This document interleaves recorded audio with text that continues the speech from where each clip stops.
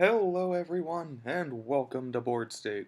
Today's deck tech is going to be a little something I brewed around the most seemingly innocuous planeswalker from Kaladesh.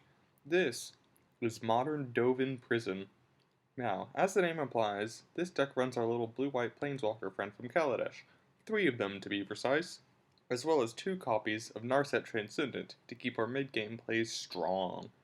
Now, the reason I'm running 3 copies of Dovin in this deck is because I've been looking at his abilities recently, specifically his plus and his ultimate, and I've decided that he doesn't see enough modern love, so this is the modern treatment he deserves. Now, because his abilities are designed around locking down the board, I figured that the best kind of strategy for him would be a prison style deck. So we're jamming in 3 copies of Ghostly Prison and 2 copies of Sphere Safety as ways to stall out the board and force our opponent to pay for their more aggressive attacks. Now, because people are going to be trying to get rid of our prison effects and, most likely, our planeswalkers, we're running a suite of counterspells to keep our board protected. We're running Mana Leak and Remand, 3 of each, as they tend to be go-to tempo spells and control strategies.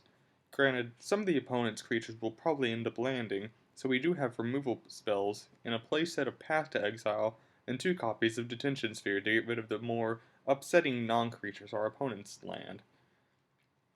Of course, since this is a control strategy, we do run a small amount of creatures, featuring our flashback creatures in the form of 4 Snapcaster Mages and 2 Torrential Gearhulks, as well as a few utility creatures in 2 Elder Deep Fiends and 3 Vendilion Clicks.